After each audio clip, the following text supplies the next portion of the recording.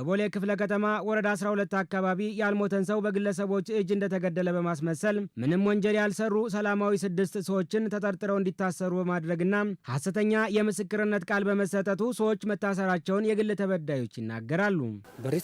በሬ ሲንኳኳ ማን አንኳኳ ብዬ ስወጣ በሬ ላይ 6 ናቸው። እንዴ ነው እነኚህ ልጆች አንተ ጋር ተከራይተናል ብለዋል። አንተ ጋር ነው ወይ ተከራዩት? አረ እኔ ጋር ተከራዩ። ምን እቺ ሲጀመር አላቃቸውም። ከዚህ ሁሉ አንዱንም አታውቅም። ይሄንን ታረቀኝ የሚባለው እዚህ ከጎረቤት ነው የተከራዩ። እሱን እንዲ መንገድ ላይ እንተዋወቃለን እንጂ አላቃቸውም። አንተ ግቢ አልተከራዩም። አዎ ተከራጀን ብላችሁ አይደለም ያመጣዋችሁ? አይ እዛ ግቢ አላልንም እዚህ ነው ግቢ አልነክ እንጂ ለምን ተዋሹኛላችሁ? እዚህ በዚሁ ፖሊስ ጣቢያ ሲደውል ከፖሊስ ጣቢያችን ከኛ ፖሊስ ጣቢያ ፖሊስ ሲመጡልን ምንድነው በሬን እየታገሉ ያለ እኔ በሬ ላይ ያስኳቸው እኔ ስለማናቃቸው አንተ እንደምታርጋርጋቸው አልኩና እኔ በሬ ላይ እንደዚህ አልተንቀሳቀስኩኝ። ከዛም ፖሊስ ጠራ። ፖሊሶች መጡ። አንተ ተሳቃቸው አልናቃቸውም። የሰው በሬ ላይ ታረ ምን ታረጋላችሁ?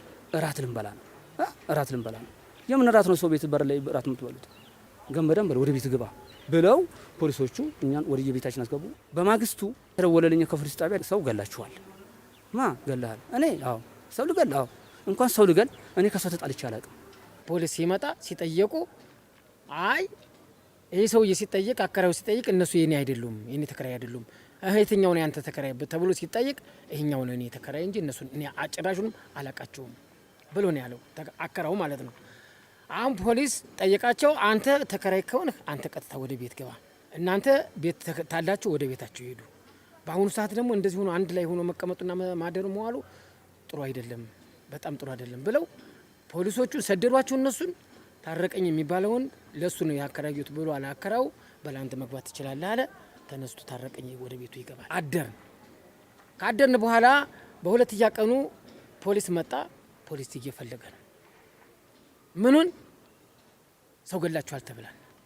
ማንኛ ያው እናንተ ያው ምኑ ይፈልጋል? ወንዙ ሰፈራችን አካባቢ በሙሉ እየተፈለገ ነው ያለው። መጣና ወንድሞቼስ አለ የታለ ወንድሜ የታለን ያላየውም።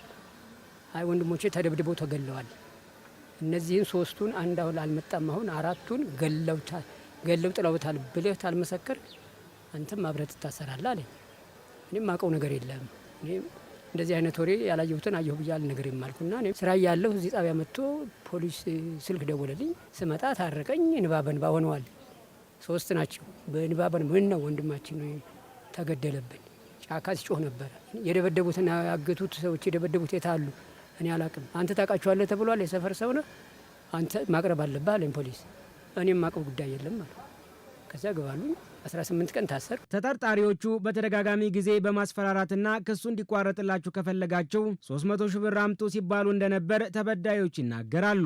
መንገድ ላይ ከምሽቱ 2 ሰዓት ጠብቆኝ 300 ሺህ ብር ትሰጠኛለህ አትሰጠኝም ማለት ያው ድርጅት እንዳለኝ ያቀ ለምንድን ነው የምሰጠ? እያንገላታን እያለን ደግሞ ጭራሽ ይሰጣል አሉት።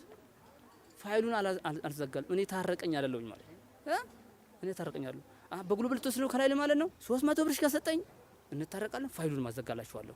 300 ብር ካልሰጠኝ ግን እኔ አልዘጋለሁ። እንዲሁ ተፋጠን እንውራታለን አላለኝም። ያው እንግዲህ እንጀራ ፈላጊ ሰው ምንም አላልኩትም፣ ልብ አድርጉልኝም አላልኩኝም፣ ምንም አልኩኝ። እሱ ሌላ ነገር ነው ያሰበው ብታይ። እኔ ቀጥታ ነው ወደፊት የርኩት። ወደ ጣቢያ እየመጣን ያለ ብር 300 ሺህ ብር አምጡ ፋይሉ ይዘጋላችኋል እንታረቃለን አለ። በዛው እኔም የሌለ ኬት ይመጣል? እኛ 300 ሺህ ብር ኬት እናመጣለን? እናንተ መዝረፍ ለምዳችኋል፣ ሌብነት ዝርፊያ ስለለመዳችሁ የለንም እኛ ብዬ ሁሉ ስናገረው በቃ እንዴ በጣም እኔ ላይ ራሱ ይዝት ነበር። ፖሊስም ሰው ገድለዋል ተብለው የተጠረጠሩ ግለሰቦች ያቀረቡትን አቤቱታ መነሻ በማድረግ ባከናወነው ምርመራ የማስፋት ስራ ሙቷል የተባለው ግለሰብ በህይወት እንዳለና ተጠርጣሪዎቹ በግል ተበዳዮች ላይ የሐሰት ክስ ማቅረባቸውን በቦሌ ክፍለ ከተማ ፖሊስ መምሪያ የቡልቡላ አካባቢ ፖሊስ ጣቢያ የወንጀል ምርመራ ቲም ኃላፊ ምክትል ኢንስፔክተር ፍቅሩ አጋፋሪ ተናግረዋል። አከራዩና የአካባቢ ነዋሪዎችም እንዲሁም ሰላም ሰራዊት የነበሩት ግለሰቦቹን አምጥተን ፖሊስ ጣቢያ ላይ በማቆየት ምርመራ በማጣራት ላይ ያለን ምርመራ እያጣራን ስንቆይ በተደጋጋሚ ጊዜ በየቀኑ እስከ ፖሊስ ጣቢያ በር ላይ እየመጡ እያለቀሱ አካባቢ ላይ እያለቀሱ ከክፍለ ሀገር የመጡ ሰዎች ናቸው በማለት እዚህ የነበሩ ቀን ሰራተኞች ሰብስቦ እያስለቀሱ ፖሊስም እየፈለገ ቆይቶ መጨረሻ ላይ ወንድማችን ገላቸዋል፣ ስለዚህ ካሳ ያስፈልገናል፣ እዛ ክፍለ ሀገር ያሉ ቤተሰቦችንም አረጋጋቸዋለሁ፣ 300 ሺህ የኢትዮጵያ ካሳ ስጡና እናንተ ላይ ኪሱን አንፈልግም በማለት በድጋሚ ገንዘብ እንዲሰጡ በማታለል ሲጠይቃቸው መጀመሪያ ተጠርጣሪ የነበሩ ግለሰቦች በኋላ ግል ተበዳይ የሆኑትም በዚህ አይሆንም በማለት ጥብቅ ክትትል ወይ ማጣራት ካደረገን በኋላ ያ ሞተ ተቀበረ የተባለውን ግለሰብ ወደ ሲዳማ ክልል አርባ ጎነ ተብሎ ከሚጠራ አካባቢ መኖሩን ካረጋገጠን በኋላ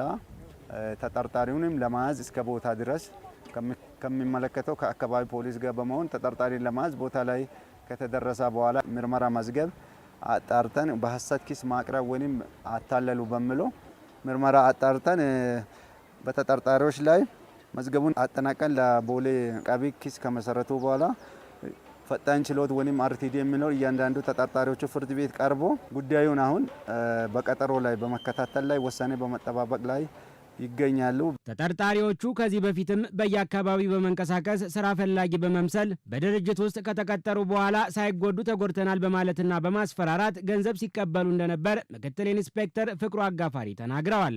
የተለያዩ አካባቢ እየዞሩ ለምሳሌ ኮንስትራክሽን ቦታ ቻይናዎች ላይ ታርጌት አድርጎ ራሳቸው ይጠጉና አንድ ግለሰብ ወይ አንድ ቻይና ለብቻ ያለበት ይጠጉና አጠገቡ ላይ ከወደቁ በኋላ ጥርሳቸውን በመስማር ወይም በሆነ ብረት ነገር ከፋቁ በኋላ ደም እንዲወጣ ያደርጋሉ። ከዛ በኋላ ሌላ ከአንድ ግለሰብ ከአንድ ቻይና ውጪ ሌላ ሰው ስለሌላ እሱ ነው ጥርስን አወለቀ በማለት በተደጋጋሚ ጊዜ ብርም እንደሚቀበሉ፣ ሌላም ደግሞ ኮንስትራክሽን ሳይት ላይ ኮንትራክተሮች ላይ ገንዘብ ይኖራል በሚል ሆን ብሎ በቡድን ይደራጁና እከሌ ወንድማችን መጥቶ ጥርሱን አወለቀ አፍንጫውን ደም እንዲወጣ አደረጋ ይሉና ሆን ብሎ ራሳቸው ሐሰት ምስክር እያቀረቡ በተደጋጋሚ ጊዜ ከተለያዩ ግለሰቦች ገንዘብ ሲቀበሉ እንደነበረም አንዳንድ ጥቆማ ደርሶናል።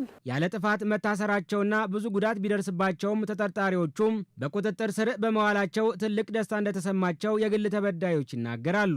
እንኳን ሰው ልገል አንድ ቀን ከሰው ጋር ተደባድቤ አላውቅም። ስኖት እግዚአብሔር እሱ ይፍረድ፣ በእውነት እግዚአብሔር እሱ ይፍረድ። እንኳን ወገን ልገል እንዲህ መተቼ ሰው ራሱ አላውቅም። በቃ ይሄው ከታህሳስ 23 ጀምሮ እስካሁን እንንገላታለን። ነፍሰ ገዳይ ተብለን ከድር ውጪ ከጉርብትና ውጪ በቃ እናንተ ሰው ገላችኋል ተብለን ሞራችን በቃ ሞራሌ ተጎድቷል። እውነት ህግ ካለ ህግ ይፍረድልን። በመያዛቸው በጉልበት ቆሜ ነው ያመሰገንኩት እግዚአብሔር። ሁለተኛ የህግ አካሎችን በቃ ዙረው አዟዙረው ወዲያው አፍነው ነው ያዙልኝ። በጣም ነው ደስ ያለኝ። እኔ ጥበቃ ነኝ እንኳን አይደለም እንደዚህ ላርጌ ሊቅርና ምንም የማደርገው ነገር የለም። በዚህ እድሜ ማለት ነው ተከስሼም አላውቅም፣ ከሰውም ከስሼም አላውቅም። እና ግን ጥበቃ ጠበቄ ግን እዛም ፈቃዱ ስጡኝ ስላቸው እምቢ እያሉኝ በጣም አሁንም በእንጥልጥል ላይ ነው ያለው። ከስራ ልወጣ ማለት ነው። እኔ ደስ ያለኝ ምንድነው አንደኛ እኔ እሱም ሆነ እኔም ሰርተን ለፍተን ምን መላስ ሆነ ዝም ብለን የሰው ኪስና የሰው እንትን አይተን ምን ሰዎች አይደለም።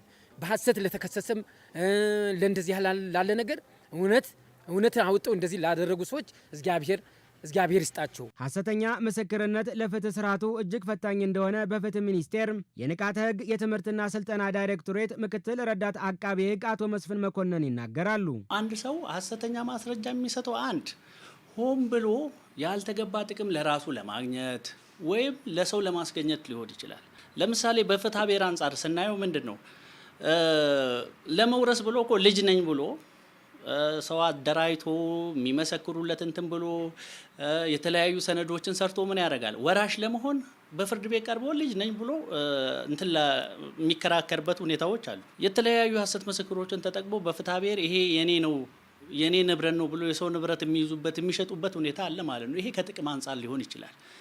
እነዛ ሰውየውንም ተከትለው መጥተው በምስክርነት የሚመሰክሩት የጥቅሙ ተካፋይ ናቸው፣ ወይም ደግሞ ለዛ ሰውዬ ጥቅም ሲባል ነው ማለት ነው ያንን ጉዳይ የሚያደርጉት። ሌላኛው ደግሞ ሰውን ለመጉዳት አስበው ሊሆን ይችላል። ብዙ ጊዜ አንዳንዴ ሰው ጸብ፣ ቂም ምናምን ሲኖር ምንድነው ህግን ተጠቅሞ ቀጥታ ላይ ጎዳው ይችላል። ግን ህግን ተጠቅሞ በሐሰት ወንጅሎ የሚያስቀጣውና የሚበቀልበት ሁኔታ አለ። ሐሰተኛ ማስረጃ በፍትህ ስርዓት ውስጥ መንሰራፋት የፍትህ መዛባትን የፍርድ መዛባትን ያመጣል ማለት ነው። የፍርድ መዛባት የፍትህ መዛባት ሲመጣ ደግሞ ህብረተሰቡ በፍርድ ቤት በፍትህ ተቋማት ላይ ያለውን አመኔታ ያጣል።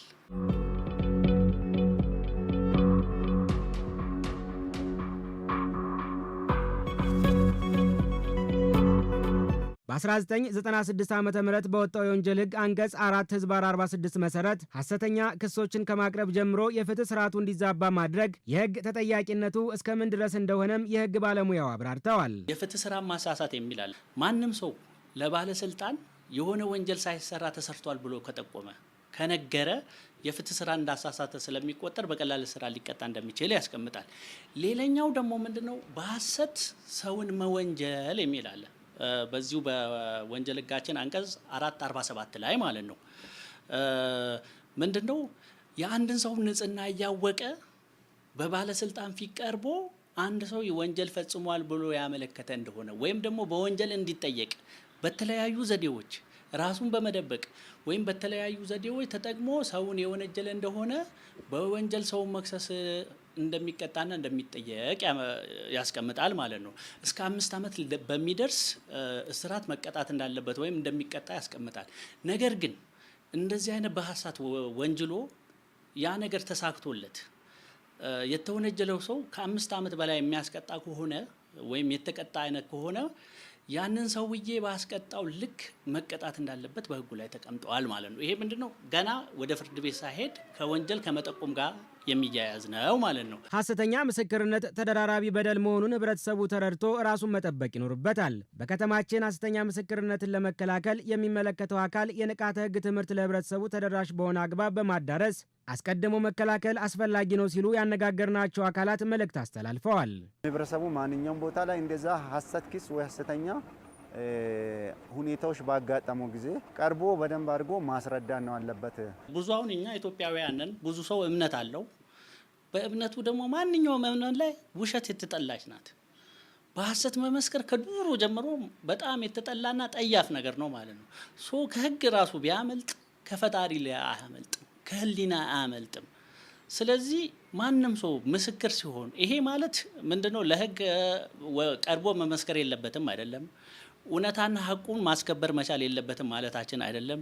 ነገር ግን ሁሌም ሐቁን፣ መፍቱን፣ እውነቱን ሲጠይቅ ሐቅ ላይ ተመርኩዞ መሆን መቻል አለበት።